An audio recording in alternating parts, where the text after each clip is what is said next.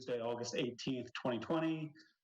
First, let's call roll. Councilmember Evans. Here. Councilmember Lee.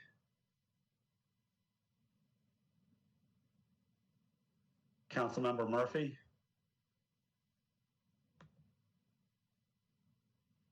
Councilmember Rutherford.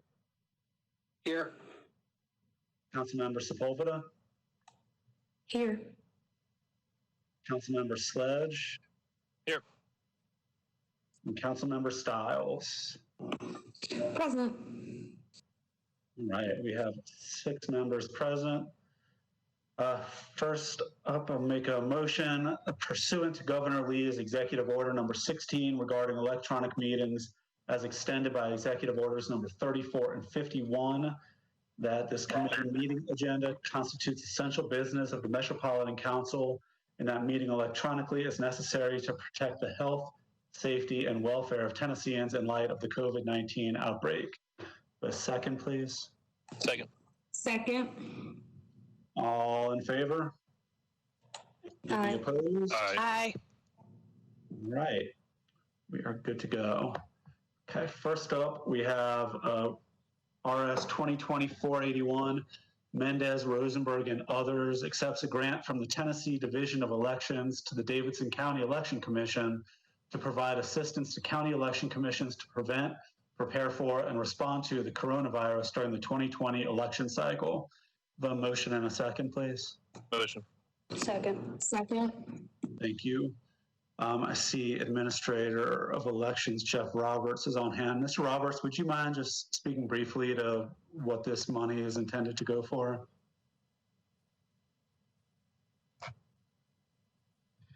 The money's intended to cover the cost above what we already had budgeted that would be associated with COVID. So absentee ballot cost, PPE, additional social distancing, those kind of things that are above and beyond what we'd originally budgeted for both August and November. That's what this money is intended for. Great, thank you. Thank you, Mr. Roberts. Okay, any other discussion? Seeing none, ready to vote. Anybody wishing to vote no or abstain, please raise your hand. Great, 6 in favor, none against.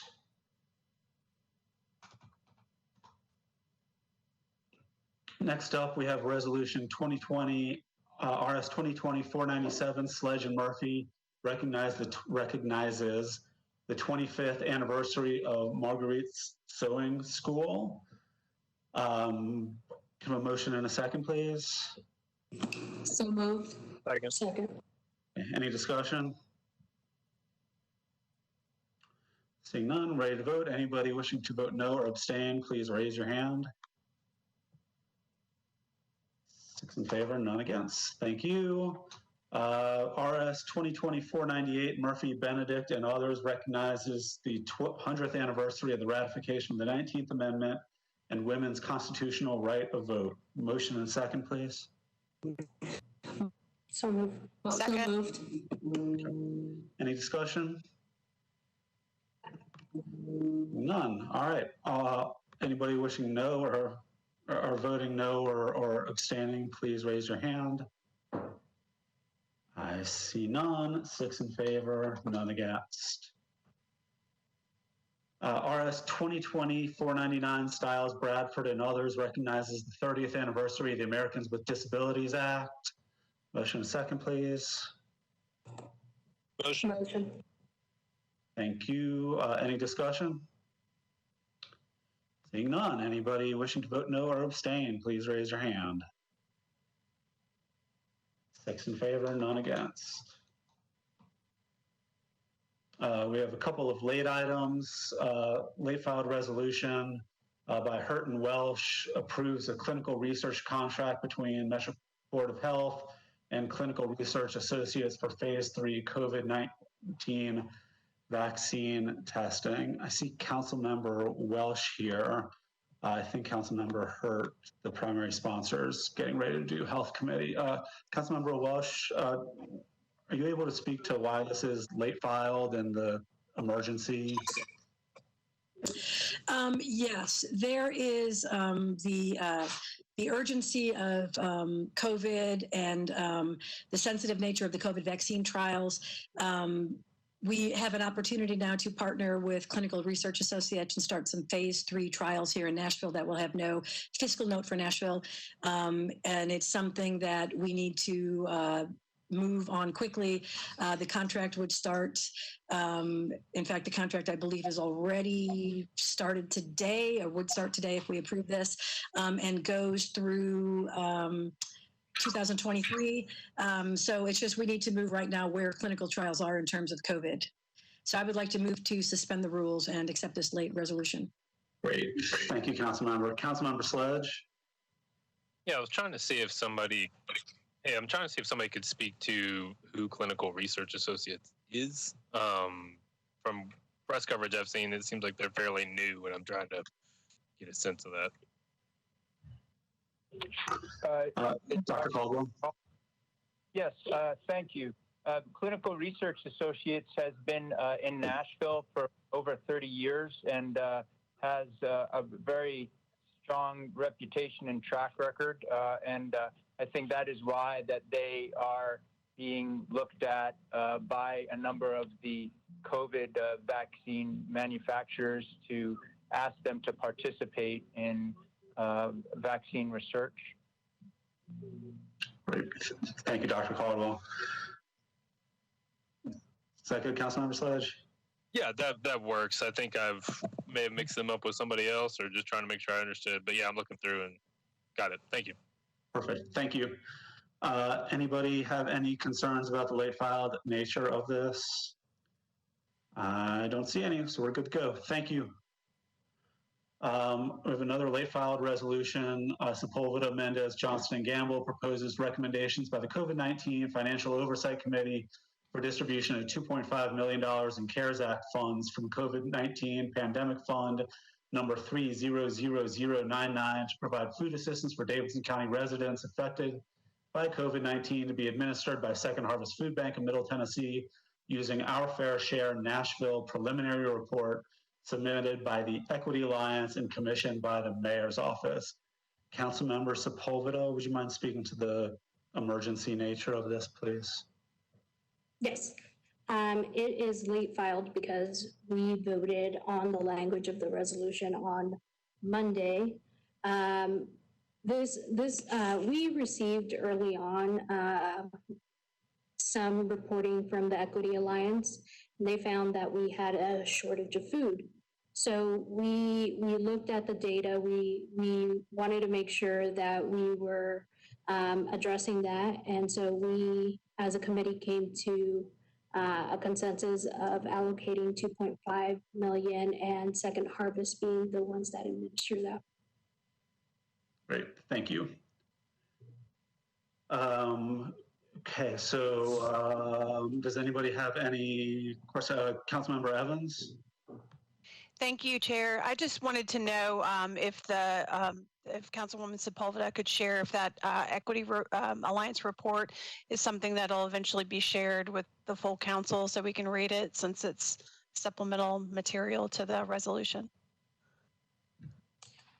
Yes, Councilmember. We had the early reportings, and I believe that they finished their research on Monday. And I am expecting that finance will be getting the final report to us so we could share it with the council members as well. Very good. Thank you. Thank you. Okay, does anybody have any concerns with this being late filed? Great, okay. Two more late files. One, this is an ordinance by Mendez, Poley, and Hurt, amending Title 10, Title 13, Title 15, and Title 16 to permit Nashville Fire Department's Fire Marshal's Office, Metro Public Works, Metro Water Services, and Metro Codes to enforce emergency health orders. Councilmember Mendez, would you mind speaking to why this is late filed and why it's an emergency? Sure. Thank you. Briefly, what this does is under current Metro law, things like our department's employees can only enforce rules inside their own lane, inside their own department. So like if there's a construction site and an electrical inspector is on site, he's only or she's only allowed to enforce the electrical rules.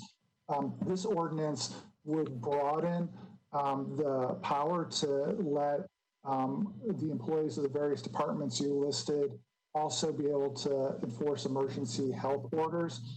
That would give more muscle to the city to be able to enforce health orders on, for example, construction sites. The urgency is this is a 3-reading ordinance. Obviously, COVID is quick moving. If it were in the ordinary course, we wouldn't approve it till sometime into October, and knocking out first reading now, we still have second and third reading to debate the merits. Great. Thank you, Councilmember. Does anybody have any questions or concerns regarding the late file nature of this? All right, seeing none, we're good. Thank you. And one more, also Mendez, Pulley, and Hurt, amending Metro Code Section 1.24.030 to permit the mayor to enlist Metropolitan employees outside of the health department and MNPD to issue citations to enforce emergency health orders. Councilmember Mendez. The urgency is the same reason as we just talked about, and I think the caption pretty much states the whole bill. It basically lets the mayor deputize employees outside the health department to enforce emergency orders of the chief medical officer, again, trying to broaden the city government's power to enforce these orders. Thank you. Councilmember Sledge. Thanks. And this might be a question for Dr. Caldwell. Is there a sort of priority list when we talk about deputizing Metro employees? Because I start to think about departments that are short-staffed or are having to deal with staffing issues right now, and I'm hesitant to, pull somebody off of a job that needs to be done currently. So do y'all have other positions in mind for that? Could you just repeat that specific question? The other positions in mind for? Sure. Yeah. So I'll try to give an example. Just pull out. Yeah. I mean, when we talk about Metro employees, I mean it's a pretty wide range. So when we're having issues like right now with Public Works, right, with trash pickup and things like that. So is there some sort of prioritization occurring where we know that, hey, we probably shouldn't be pulling from certain departments because they're short-staffed or dealing with staffing issues as there are versus some departments that may not be able to do their full jobs right now because of COVID and could be more easily kind of redirected into these positions? Yes, well, of course, a prioritization process, and we're also been fortunate that a lot of the COVID CARES Act funding has enabled us to add more staff, at least temporary staff. So we're doing a wide range of different options depending on the particular problem that we have before. Yeah, great. Thanks, Chair. That's all I need to ask. Okay, thank you. Does anybody else have any questions or concerns? All right, we're good to go. Thank you very much. And thank you, Dr. Caldwell.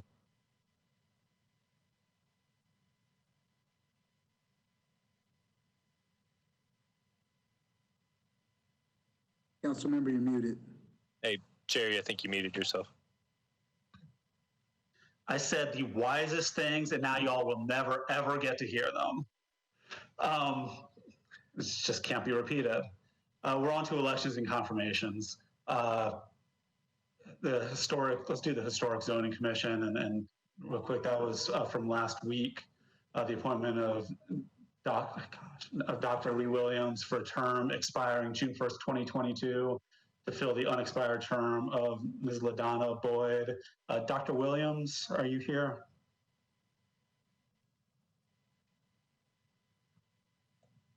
Yes, I'm here. Great, thank you. Would you mind introducing yourself and talking briefly about your interest in this commission? Yes. Larotha Williams Jr., I'm Associate Professor of African American and Public History at Tennessee State University. I have a strong background in historic preservation. That was one of the things that I taught at my first job. I'm interested in this because I want to first serve the community, but also to get my students actively engaged in the built environment and in their communities. I plan to let them know what I'm up to in the city so that they can kind of get a glimpse of the history of this place and our efforts as a community to preserve a lot of our built environment. So that is why I'm here. I can't hear you, I'm sorry. Thank you. Does anybody have any questions for Dr. Williams or comments? Councilmember Evans? Thank you, Chair. I just wanted to, I sent Dr. Williams an email expressing this 2 weeks ago, but wanted to say publicly how excited I am to have him want to serve in this capacity, because I don't know him personally, but he is a District 12 resident, and I'm very happy that somebody with his experience and the caliber of his background would be willing to serve in this capacity. So thanks again, Dr. Williams, for wanting to do this. Thank you. Great, fantastic. Thank you, Councilmember. Any other questions or comments? All right, we are ready to vote.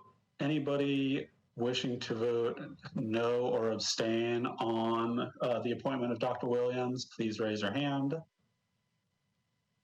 Seeing none, 6 in favor, none against. Thank you, Dr. Williams, and we'll see you next door in the council chamber. Now we have the Health and Educational Facilities Board. This is one of the boards where it's elected by the body. Our role as the Rules Committee will be to interview each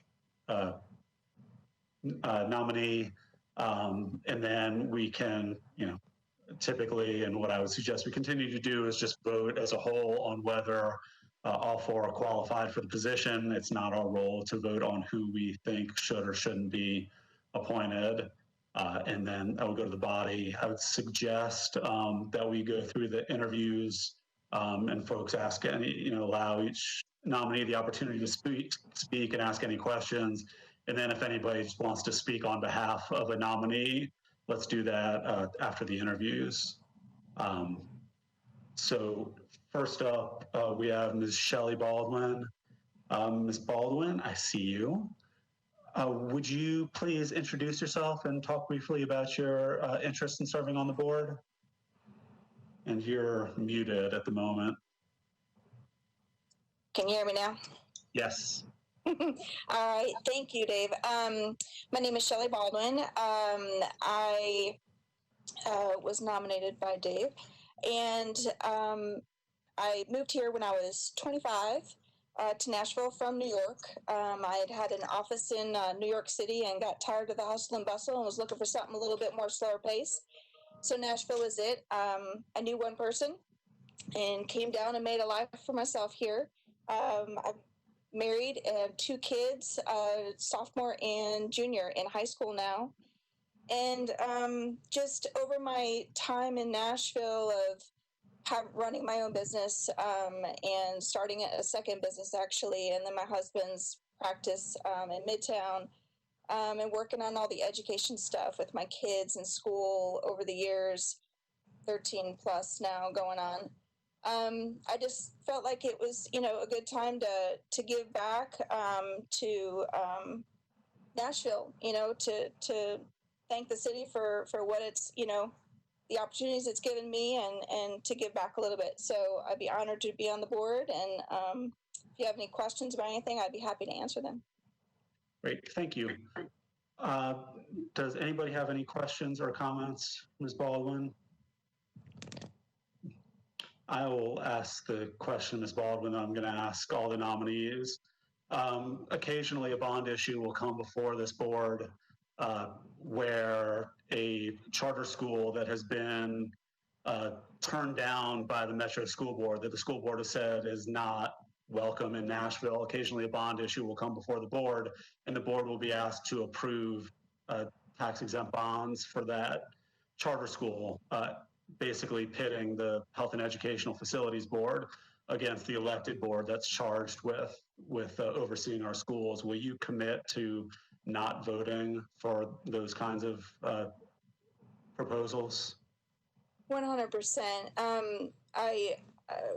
During my time in Nashville, my kids both are in public school. I have watched as the school system has struggled with funding and equity for all of the kids. And it's paramount to me that local control is respected. And if our school board makes a decision about a particular school, then I would expect, the entities in our city to honor that decision. And yeah, I would be a no vote on those. Great, thank you. And I guess the other issue that's been going on with the school board is one of transparency. Will you commit to operating with as much transparency as you can muster? Absolutely. Although I'm sitting in a very dark room because I had to move locations. I was bad where I was. But yes, I think it's important that the public knows what's going on, why the decisions are being made, and what the reasoning is behind those decisions. So yeah, I don't see any reason to not be 100% transparent on any decision that the board makes. Great, thank you very much. Any other questions for Ms. Baldwin? Sorry, I'm trying to scroll. Great, all right, thank you very much. Mm-hmm. Next up, we have Ms. Kenitha Carr. Ms. Carr, can you hear me? Yes, I can hear you, and I'm also trying to start the video as well. Okay. Have to get used to this newfangled thing. It is, everybody's on a different platform. Oh, yeah. Yeah, something's happening, but I can hear you. So my video, for some reason, is not working, but I can hear you. Okay. Would you mind introducing yourself and talking a little bit about your interest with the board? Most definitely. I am Kenitha Carr. I'm a long living resident since the age of 6 years old of Nashville, Tennessee. I'm a Chief Operating Officer of the Infinity Fellowship Incorporated, as well as Executive Director of our Performing Arts Academy. And my interest in the Health and Educational Facilities Board is just basically sticking to the mission, where it is to encourage and promote the improvement and maintenance of people's health and living conditions. And with my experience in Nashville and living here and having 5 children who have come through Metro schools, as well as myself, I never left. I've stayed in Nashville. I went to college here, Fisk University, giving up all of that. And so my husband as well. So we definitely have a pure heart for making sure that we are bringing bringing diversity and equity into Nashville, and the things that are going to promote and that are going to really push for us to be in a situation that is going to help everyone. So I'm wanting to be a part of this board. I feel like it's a necessary time. I feel like it's time to shake things up a little bit and have someone who is really on the forefront, who really wants to see some improvements take place. Great, thank you. Any questions or comments for Ms. Carr? Well, I'll ask you the same 2 questions. Will you commit to voting against a charter school bond proposal that is in opposition to the Nashville School Board's decision on that school? Yes, definitely, because of all of the kids that I have in Metro schools. I am like a true component of that. PTO president and taught in high school for several years. So as well, that, yes, definitely, I will be part of that, yes. Thank you. And will you commit to operating on the board with great transparency? of course. We always need accountability and transparency, always. People need to know what is going on. So definitely, most definitely. Great, thank you. Any other questions or comments from Ms. Carr or questions from Ms. Carr? All right, thank you very much, Ms. Carr. We are on to Ms. Malika Clinscales. Ms. Clinscales, can you hear me? Yes, I can. Can you hear me? Yes. Great. Hi. Would you mind introducing yourself and talking a little bit about your interest on the board, please? Yes. Again, my name is Malika Clinscales. I am a associate vice president for Inside Track, which is an education, coaching, and consulting company.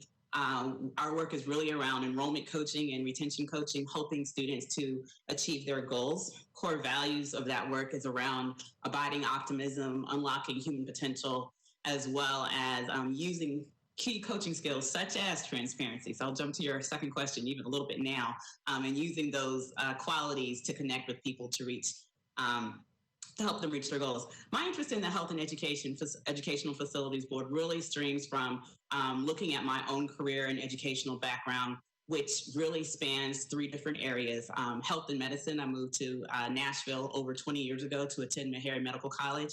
At that time, I also had an interest in public health. And so there's a part of my background and my passion, which is around people living well, around people being healthy, around people having access to necessary resources. At the same time, I'm the daughter of a retired professor. She retired from Howard University. And so education facilities, the proper resources for people to thrive educationally. Even my current everyday work is around connecting students to the right information and the right sources.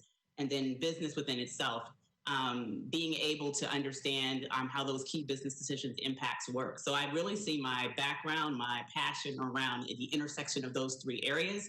And having lived in Nashville, I have not stepped into this arena per se. Early in my career as a teenager, I'm from the Washington, D.C. area. My first job was actually in the Department of Defense with the Pentagon. And later, as a graduate from Howard, I went into the Office of the Surgeon General and worked for the Department of Health and Human Services. So long ago, I had connection to government work, but would enjoy using my skills, my education to support the well-being of Nashvillians and giving back to the city in the way that has become home for me since 1999. And so this is a new and exciting opportunity that I would love to extend myself to.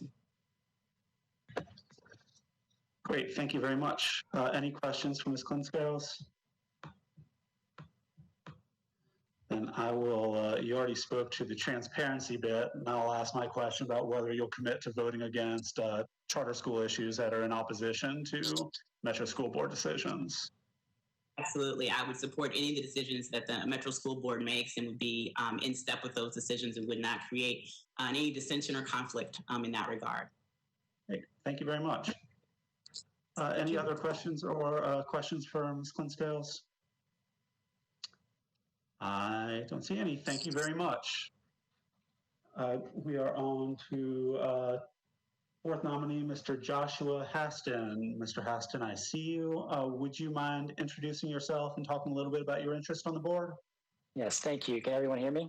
Yes. All right, thank you. Thank you all for serving on your own boards and on your own districts and representing Nashville well. So thank you, especially during this tough time. I just want to speak really about my background and experience. I feel like I'm a very qualified candidate, given my career history. Starting out in public education, I was a public school teacher for a couple of years. Very familiar with all the issues that face teachers and students, and very supportive of bolstering that in any way, form, or fashion. But I quickly realized that if Johnny and Susie don't have a good home to grow up in, it's very hard for them to perform in school. So that led me to look into urban planning as well as affordable housing. And so I've become an affordable housing advocate and affordable housing developer here in Nashville, but also in other states across the South. But I'm domiciled here in Nashville and have worked specifically with the Health and Ed Board to help build affordable housing here in Nashville. Our company that I work with, LDG Development, has built the Paddock at Grandview, which also spearheaded the creation of the affordable housing pilot that is now used on every affordable housing deal in Nashville, as well as worked with Councilmember Van Rees on one 240 unit development that's under construction and a couple others in her district that we hope to start construction soon. So we're very familiar with how these bond transactions work, very supportive of having better transparency so that, again, the community knows exactly what is being approved, what bonds are being issued. But lastly, I feel like Nashville needs a very strong person that, again, understands these very complex transactions, just so that there's a watchful eye, making sure that you're advocating for those projects that truly benefit Nashville and its citizens, because they deserve more, they deserve better. And I know I'm qualified and passionate and knowledgeable enough to serve on this board and promote its mission. Great, thank you. Any questions for Mr. Haston? And I will ask mine. Mr. Haston, will you commit to not voting for any charter school bonds that are proposed in opposition to the Metro School Board's decision? Yes, I'm supportive of supporting Metro School Boards in all ways that it votes on charter schools. Great, thank you. And you spoke to transparency already. Does anybody have any other questions for Mr. Haston? Great, thank you. Is there anybody that would like to speak in general about the Health and Educational Facilities Board or their nominee or nominees in general? Councilmember Van Rees? Chair? Yes? I'm sorry, did somebody just... I was going to ask a question. That was me. Just briefly, if I could hear from each of you, quick synopsis, what draws you to want to be on the board? Okay, I'll start with Mr. Haston. Yes, thank you. Great question, Ms. Councilmember Stiles. I am supportive of building more affordable housing and advocating for that in Nashville. Currently, there are no board members that have a background of affordable housing. And so you need someone on the board to serve that can ask the tough questions to those developers, that can support better standards of building, that can ask specifically what lenders they're working with and why they're working with those lenders, to ask the specific questions about the financing, but also very passionate about school as well. I mean, grew up in a public school, love public schools. We need better public schools in Nashville. I very much intend to have better public schools by the time that I'm raising my own children in Nashville. Thank you. Thank you. Ms. Clinkscales? Yes, I would say that my passion probably stems from just wanting to understand the issues. I've seen how the city has evolved over time in the last 20 years in terms of just what the market, the real estate market in terms of renting, the housing market, understanding what are those resources for affordable housing, understanding the pain points and the ability to strategically think about new opportunities, to vet them, to ask those devil's advocate questions and really come up with new potential solutions. And I often have to say, I don't know how much of this work comes to it, but anything that is related to additionally to health and health facilities and the institution of health, I definitely would want to be able to understand those issues as they relate to the health of people in Nashville. Thank you. Ms. Carr?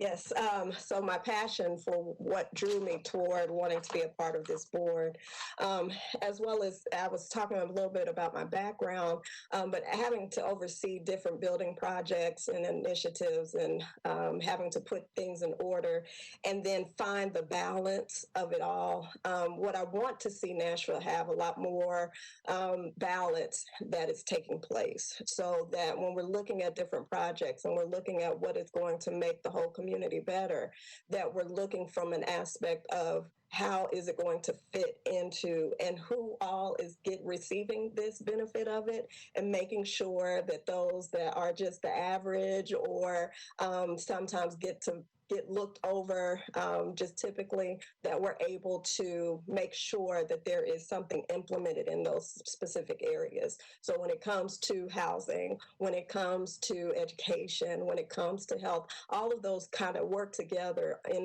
themselves, but to see some type of balance that is on the board, someone who can see everything from all different sides of the puzzle. So I wanted to bring my unique voice to the table. That's what drew me. Thank you. Ms. Baldwin? Yeah, you know, looking back on, I went and looked through a lot of the minutes of the meetings, past meetings, and didn't see a whole lot of questions coming out of the board about the different applications that were being presented.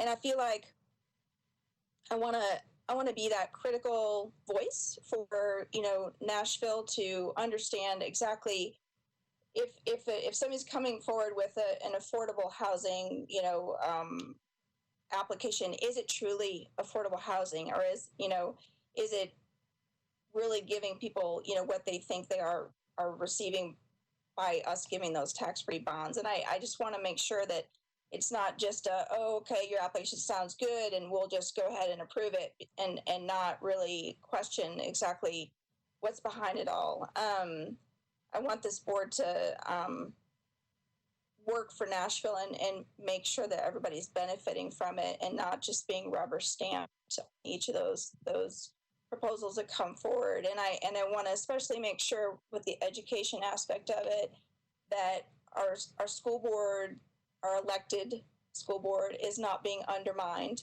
by decisions made on this board with respect to charter schools getting those tax-free bonds after they've already been denied from our school board. And transparency, you know, like we had talked about before, I just, coming from a health background, I'm a licensed massage therapist and have been forever, and my husband's a dentist. Watching, you know, through the lens of a public school parent and seeing the wide array of kids that, you know, come through the system, Nashville is so diverse in its people have access to education, people have access to healthcare, people have access to, you know, a good place to live, so that they can thrive. And I want to be part of that solution to make those things more accessible. And if the tax-free bonds for these entities, you know, come forward and they prove that they're going to do that for our citizens, then I'm all for it, and I want to be part of that decision-making process. Thank you. Councilmember Evans? Thank you, Chair. I just wanted to ask all the candidates, has anyone ever served on this board in the past? No. I see foreheads shaking no. No. Great. Thank you. Councilmember Van Rees? Yes, Chair. If there's no other questions from committee members, I just wanted to give a shout out to my nominee, Joshua. I think that so much of what he's been able to do has been underscored by his ability to communicate well with community. And the items that we've had in my district and seeing him talk to community stakeholders has been paramount. There are a lot of different places in our city where not in my backyard is really easy to lean on, and he's turned those types of notions into yeses faster than I've seen, and I'm really excited about building mixed income communities around different projects that he's been involved in. I think that the other candidate nailed it in regard to making sure that there's accountability on this board. And that's one of the reasons that I suggested that he consider this, and I'm very pleased that he has submitted his application, because You need, it's really easy to ask questions, but it's the questions you don't know to ask that are being left out. And I think that having someone that can ask those hard questions, but then also have a teacher's heart to be able to explain the answers to those questions to his colleagues and to the community is something that is priceless. And he has my full support. And I ask my colleagues to please consider him.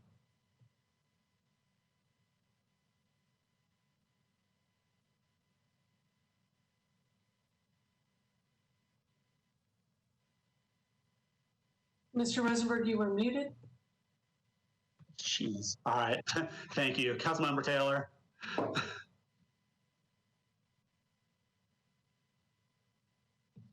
Thank you, Councilmember Rosenberg.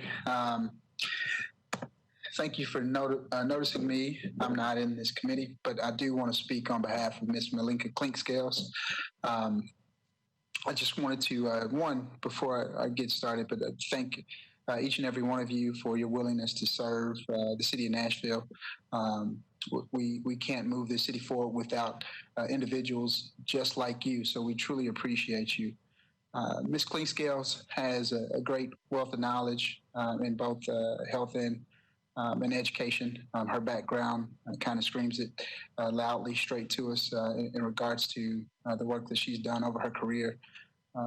She has an aptitude for helping move our city forward, as well as to helping create opportunities for our children in Nashville.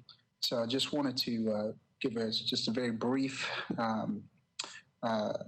consideration and ask my council members to consider her for the Health and Education Facilities Board. Thank you so much. Thank you, council member. I don't see any other hands up. So this board has a, speaking for myself here, has a little bit of a background that we should not necessarily be very proud of. It's a metro board that was passed under state law and was really created in the shadow of desegregation to make it easier for the new private school industry to build their facilities so white kids could stop going to our public schools. It's a gross beginning for a board that is still with us and has evolved a little bit in its reason for being. It was originally incorporated by back in the 50 years ago now. The law firm known as Adams and Reese was deeply involved in that. And ever since then, Adams and Reese has determined which bond applications come before the board. Adams and Reese has served as the staff for the board, and Adams and Reese has collected the money once those bonds were issued. And so it's so important that transparency become a part of this board, and that effort's begun recently. Our efforts as council members to just ask that happen was met in a very unwelcoming way. It was pretty shocking, and it became clear that we needed to get some independent thinkers and transparency advocates onto the board. At the most recent meeting, there weren't a lot of questions asked to the developers, and one of our newer appointees made a motion to start video recording meetings. This is the first time that I believe that a second has been received on that kind of a motion. And once it was watered down a little bit and there was a lot of back and forth, one member even said that he was worried that making the meetings publicly available would lead to more questions being asked of applicants.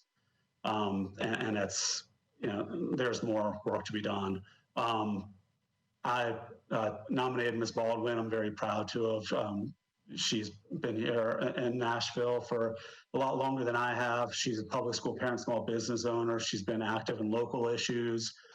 She's been a strong voice for important policies I think all of us support. She's driven, she's dedicated, she's principled. It's been an honor to be able to work with her on education issues. And I would love to see somebody like her in this position. At the same time, I'm blown away by this slate of nominees in general and would be proud to vote for any one of you. And I would point out that there are 2 more vacancies coming up for this board in September. And I ask that whoever does not get the position tonight, please, sometimes the calendar just doesn't work in your favor, but there's more around the corner, and I hope that y'all will all consider putting your names forth again, because y'all are extraordinary and we need you, and this board needs you. Does anybody else have any questions or comments after that monologue? Okay. Then we as a board just need to vote on whether these folks are qualified, and without objection, we'll do it all together. Does anybody have any objection to doing that? Okay. Then if anybody wishes to vote no or abstain on the slate of candidates all being qualified to serve on this board, please raise your hand. And this is the moment when I hope I haven't been muted this whole time, and I have not. I see no hands, so everybody is approved, 6 in favor, none against. Thank you, and we'll see you all next door in the chamber. Does anybody else have any business, any other late files, or anything else for the committee? Great, thank you very much. We are adjourned.